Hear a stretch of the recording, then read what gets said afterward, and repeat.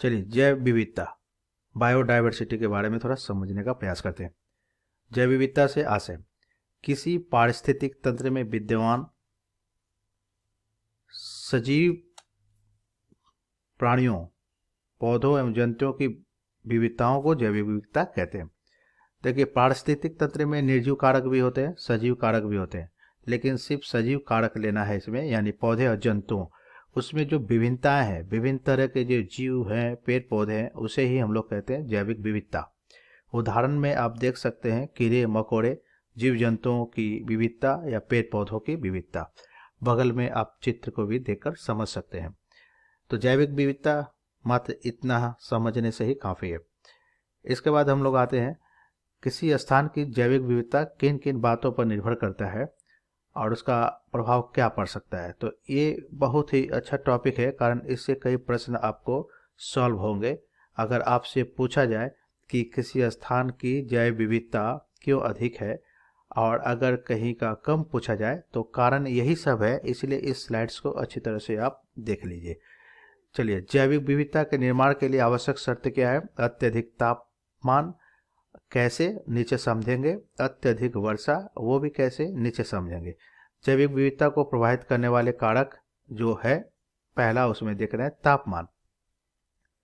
अगर किसी पहला है प्रकाश। यदि किसी स्थान में प्रकाश की मात्रा अधिक है, यानी प्रकाश अधिक प्राप्त होता है, तो वहाँ जैविक विविधता अधिक होगी। कारण क्या है? अगर प्रकाश अधिक मिल रहा हो तो वहाँ पर प्रकाश संश्लेषण क्रिया पौधों में होगी, और जब पौधों में प्रकाश संश्लेषण की क्रिया होगी तो वहाँ प्रोड्यूसर के रूप में, यानी उपभोक्ता के उत्पादक के रूप में पेड़ पौधे जन्मेंगे। और जब वहाँ पेड़ पौधे होंगे तो जाहिर सी बात है कि शाकाहारी जीव भी वहाँ होंगे, जो कंज्यूमर यानी उपभोक्ता के रूप में होगा। और इस तरह से वहाँ उस शाकाहारी जीव को खाने के लिए कुछ मांसाहारी जीव भी पर्याप्त मात्रा में होगा। तो इस तरह से वहाँ पर विभिन्न तरह के जैविक विविधता देखने को मिलेगा प्रकाश की वजह से। एक लाइन में इसको समझा जाए, प्रकाश अधिक होगा तो प्रकाश संश्लेषण की क्रिया होगी पौधों में, पौधों की संख्या अधिक होगा, वहाँ शाकाहारी जीव ही होंगे, शाकाहारी जीव को खाने के लिए वहाँ मांसाहारी जीव भी होगा। इस तरह से वहाँ जैविक विविधताएं अधिक से अधिक पाई जाएंगी जहाँ प्रकाश अधिक होगा। दूसरा है तापमान। तापमान अगर अधिक है तो जाहिर सी बात है वहाँ आर्द्रता अधिक होगी। अब आर्द्रता अधिक होगी मतलब जल स्रोत अगल बगल होना चाहिए, यानी समुद्र, नदी, झील, ये सब होने चाहिए। तापमान तो वैसे मरुस्थल, शुष्क मरुस्थल में भी अधिक है, लेकिन वहाँ पानी का अभाव है, इसलिए उसको यहाँ पर आप सामान्यकरण के लिए उसे ना लें।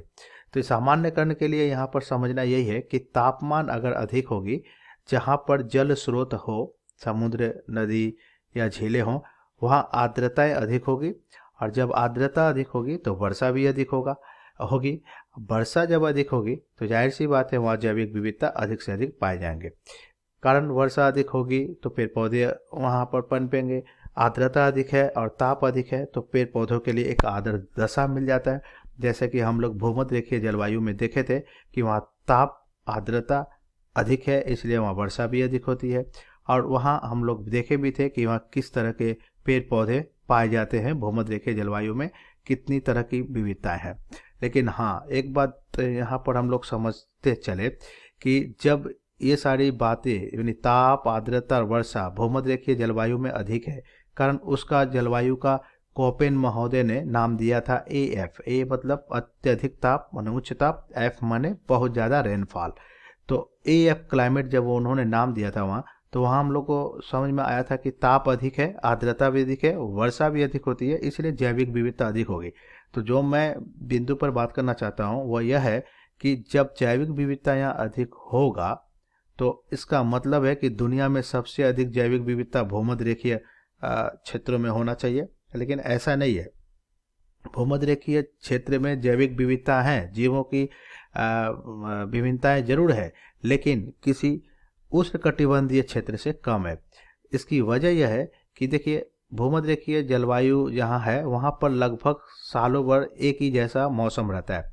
जब साल भर एक ही जैसा मौसम होता है तो वहाँ जो जीव जंतु में या पेड़ पौधों में जो भिन्नताएं होंगी उसमें लगभग एक ही प्रकार के होंगे, यानी कहने का मतलब है कि उनकी विभिन्नताएं कम होगी, विविध कई तरह के जीव जंतु वहाँ पर मिलेंगे नहीं। एक उदाहरण से समझते हैं, जैसे पोलर बियर, ये तो आपको शीत जहाँ पर है वहाँ मिलेगा, लेकिन पोलर बियर तो आपको भूमध्यरेखीय क्षेत्र, भूमध्यरेखीय जलवायु में तो नहीं मिलेगा, यानी पोलर बियर का वहाँ अभाव है। ऐसे और भी बहुत जीव जंतु है जो उस वातावरण में, उस पर्यावरण में नहीं मिलेगा, क्योंकि वो साल भर एक ही जैसा जलवायु है। लेकिन जहाँ के जलवायु साल भर बदलते रहता है, कई बदलते रहेंगे, कई ऋतु बदलते रहेंगे, तो जाहिर सी बात है वहाँ जीव जंतु या पेड़ पौधों की विविधताएं अधिक होंगी। आप समझ पा रहे होंगे। तो ये आप दिमाग से निकाल लीजिए कि ताप अधिक, आर्द्रता अधिक, वर्षा अधिक होगी तो जैविक विविधता तो अधिक होगी, लेकिन इसके लिए श्रेय भूमध्यरेखीय जलवायु को नहीं जाएगा कि सबसे अधिक जैविक विविधता वहाँ होगी। कारण है साल भर लगभग एक जैसा मौसम का पाया जाना। वहाँ तापमान 18 डिग्री सेंटीग्रेड से नीचे कभी होता नहीं। अब आगे हम लोग देखते हैं ऊंचाई।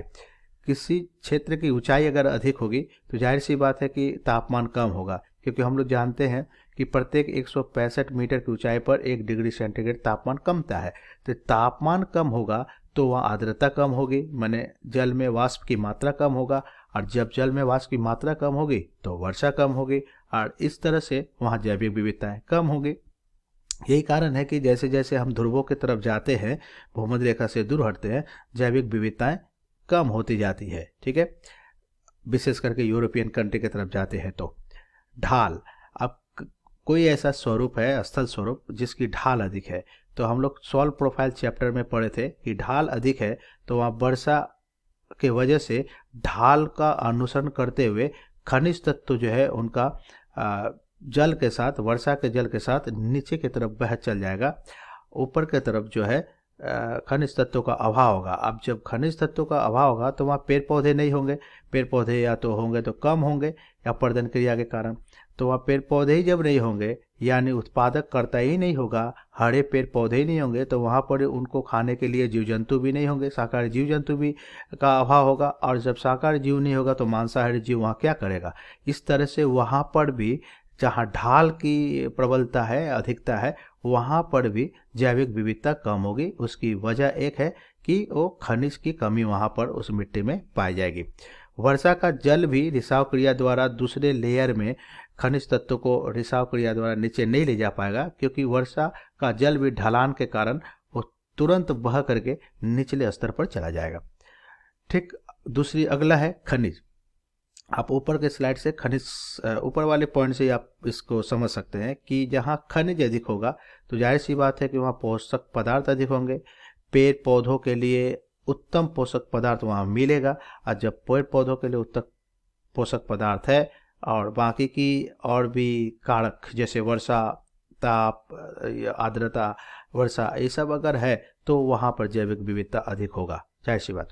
खुलापन, खुलापन, ताप एवं प्रकाश का प्रभाव। देखिए यहाँ से आप समझ पाएंगे कि भूमध्यरेखीय क्षेत्र में जैविक विविधता के उष्ण कटिबंध के तुलना में कम होने का एक वजह यह भी है। इस पॉइंट से आप समझने का प्रयास करेंगे। जैसे खुलापन, जहाँ पर अधिक खुलापन होगा वहाँ ताप और प्रकाश का प्रभाव अधिक रहेगा, अधिक ताप और प्रकाश मिलेगा।